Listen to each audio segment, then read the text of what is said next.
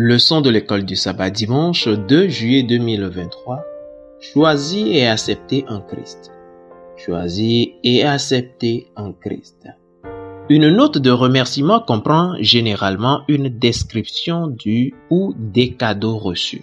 Paul inclut une longue liste de dons dans Ephésiens 1, le verset 3 à 14, alors qu'il remercie Dieu pour les bénédictions de l'Évangile.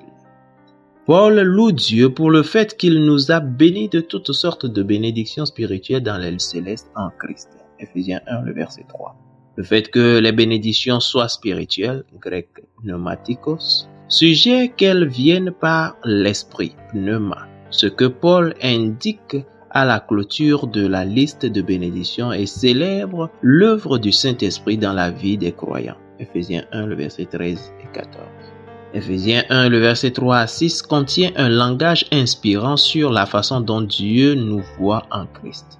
Avant la création du monde, Dieu nous a choisis en Christ et a décidé que nous soyons saints et irrépréhensibles en sa présence. Ephésiens 1, le verset 4, comparé à Ephésiens 5, le verset 27. Comme des fils et des filles précieux en vertu de la création et de la rédemption en Christ. Ephésiens 1, le verset 5.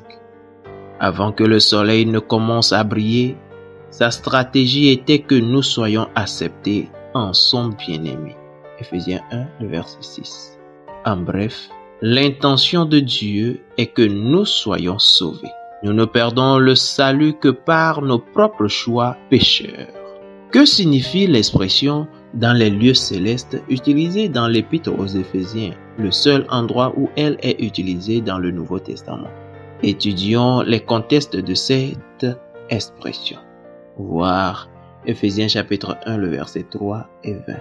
Là, nous lisons. Béni soit Dieu, le Père de notre Seigneur Jésus-Christ, qui nous a bénis de toutes sortes de bénédictions spirituelles dans les lieux célestes en Christ. Amen. Verset 20. Il a déployé en Christ, en le ressuscitant des morts et en le faisant asseoir à sa droite dans les lieux célestes. Amen. Ephésiens 2, le verset 6. Il nous a ressuscités ensemble et nous a fait asseoir ensemble dans les lieux célestes en Jésus-Christ. Amen. Ephésiens 3, le verset 10, là il est écrit, afin que les dominations et les autorités dans les lieux célestes connaissent aujourd'hui par l'Église la sagesse infiniment variée de Dieu. Amen. Ephésiens 6, le verset 12, là il est écrit, car nous n'avons pas à lutter contre la chair et le sang, mais contre les dominations, contre les autorités, contre les princes de ce monde de ténèbres, contre les esprits méchants dans les lieux célestes. Amen. Dans l'épître aux Éphésiens, les expressions dans les lieux célestes et dans les cieux désignent le ciel comme la demeure de Dieu. Ephésiens 1, le verset 3, Ephésiens 6, le verset 9.